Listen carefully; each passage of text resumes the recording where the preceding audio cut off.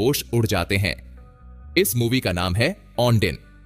Movie की शुरुआत में हम देखते हैं कि एक मछुआरा जिसका नाम सिरैक्यूज है पानी में अपने जाल डाल रहा होता है। अचानक जब वो जाल खींचता है तो उसे एहसास होता है कि उसने एक औरत को पकड़ लिया है। ध्यान से देखने पर पता चलता है कि वो औरत जिंदा है। वो उसे जाल से बाहर निकालता है और उसे होश में लाने के लिए मुंह से सांस देता है। फिर वो उसकी मदद करता है ताकि उसके फेफड़ों से सारा पानी निकल जाए। लड़की को इस बात पर यकीन नहीं कर पाती वो मर चुकी है। सिरैक्यूज उसे एक कंबल देता है और कहता है कि उसे अस्पताल ले जाना होगा, लेकिन वो अस्पताल जाने के लिए तैयार नहीं होती। वो कहती है कि वो ठीक है। सिरैक्यूज जोर देता है कि इतने बड़े हादसे के बाद उसे डॉक्टर को दिखाना चाहिए, लेकिन वो बार बार मना कर देती है। तभी एक नाव पास से गुजरती है तो वो जल्दी से छिप जाती है ताकि कोई उसे देख ना सके। सिरैक्यूज उससे उसका नाम पूछता है, लेकिन वो कहती है कि उसे याद नहीं। सिरैक्यूज को लगता है कि शायद उसका सिर कहीं टकरा गया होगा जिससे उसकी याददाश्त चली गई है। वो उसे बताता है कि उसका नाम सिरैक्यूज है, लेकिन लोग उसे सर्कस बुलाते हैं। उसे समझ आता है कि ये लड़की नहीं चाहती कि कोई उसे देखे, इसीलिए वो उसे अपनी माँ के पुराने सुनसान घर में ले जाता है। वो उसे अपना टिफिन देता है और पूछता है कि क्या वो अकेले वहां रह पाएगी, क्योंकि उसे कहीं जाना है।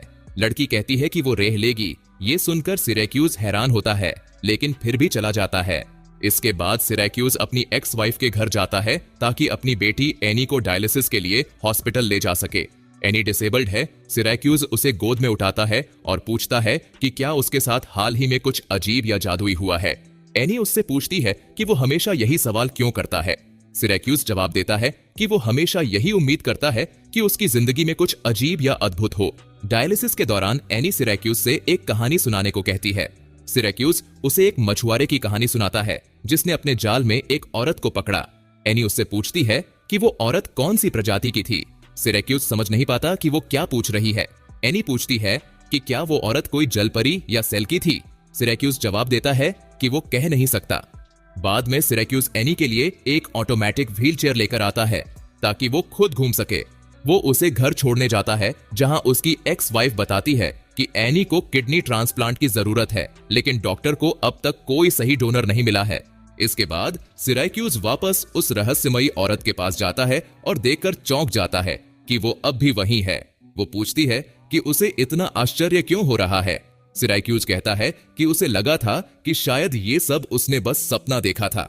वो अपनी नाव को मछली पकड़ने के लिए तैयार करता है तो औरत पूछती है कि क्या वो उसके साथ जा सकती है। सिरैक्यूज कहता है कि मछली पकड़ने की नाव पर औरतों का जाना अशुभ माना जाता है, लेकिन फिर वो अपना मन बदल लेता है और उसे अपने साथ ले जाता है। सिरैक्यूज हमेशा की तरह मछली पकड़ने में संघर्ष कर रहा होता है। वो औरत से पूछता है कि क्या अब उसे अपना नाम याद है। वो कहती है कि वो उसे ऑनडाइन बुला सकता है। सिरैक्यूज पूछता है कि इसका क्या मतलब है। वो जवाब देती है कि ये एक ऐसी औरत का नाम है जो समंदर से आई थी। फिर वो एक अनजान भाषा में एक खूबसूरत गाना गाने लगती है।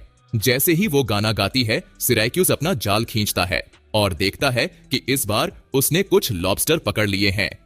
उसे ये अजीब लगता है। वो फिर से एक और जाल पानी में डालता है, लेकिन इस बार वो खाली निकलता है। फिर वो ऑनडाइन से गाने के लिए कहता है। जैसे ही वो गाना गाती है, वो जाल पानी में फेंकता है और जब निकालता है तो उसमें कई लॉबस्टर फंसे होते हैं। उसे समझ आता है कि वो उसके लिए लकी है। वो उसे लॉबस्टर के पंजे बांधना सिखाता है। वो पूछती है कि क्या उसे हमेशा इतने लॉबस्टर मिलते हैं। वो जवाब देता है कि ऐसा बहुत कम होता है।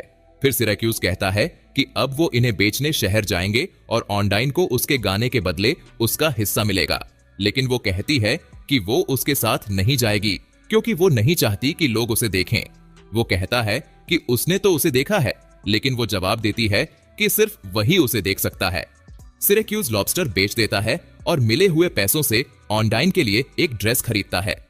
फिर वो अपनी बेटी एनी से स्कूल में मिलता है और डायलिसिस के दौरान जो कहानी सुना रहा था उसे आगे बताता है। वो कहता है कि समंदर से आई रहस्यमयी औरत एक अजीब भाषा में गाना गाती है और उसकी आवाज से सारे लॉबस्टर उसके पास आ जाते हैं, जिससे मछुआरे को उन्हें पकड़ने में आसानी होती है। एनी कहती है कि वो जरूर एक सेल्की होगी, क्योंकि सेल्की वो जादुई जीव होते हैं जो आधे इंसान और आधे सील होते हैं। जब वो जमीन पर आते हैं तो अपनी सील की खाल उतार देते हैं। वो बताती है कि उसका गाना असल में समंदर के बाकी जीवों से बात करने का एक तरीका है। फिर वो पूछती है कि कहानी में मछुआरा कौन है। सिरैक्यूज कहता है कि वो खुद है, लेकिन उसने ये कहानी बस उसके लिए बनाई है। एनी को उसकी बात पर पूरा यकीन नहीं होता और वो उसका पीछा करती है। सिरैक्यूज अपनी माँ के घर पहुंचता है और देखता है कि ऑनडाइन उसकी माँ के पुराने जूते पहनने की कोशिश कर रही है, लेकिन उसे लेस बांधना नहीं आता, जो उसे थोड़ा अजीब लगता है। फिर वो उसे वो ड्रेस देता है जो उसने खरीदी थी और ऑनडाइन उसे शुक्रिया कहने के लिए उसे किस कर देती है। वो पूछता है कि वो कितने दिनों तक यहाँ रहेगी। ऑनडाइन कहती है कि ये उस पर निर्भर करता है। सिरैक्यूज जवाब देता है कि अगर ये उस पर है तो वो हमेशा के लिए रह सकती है। इस बीच एनी चुपचाप पूरी सिचुएशन को देख रही होती है। वो फैसला करती है कि वो सेल्की के बारे में पढ़ेगी ताकि समझ सके कि असल में क्या चल रहा है। सिरैक्यूज चर्च पहुंचता है कन्फेशन के लिए। वो फादर को बताता है कि वो एक शराबी था, लेकिन अब 2 साल से एक ड्रॉप तक नहीं पी है, जबकि उसकी एक्स वाइफ अब भी पीती है। वो चाहता है कि अपनी बेटी को उसकी कस्टडी से निकाल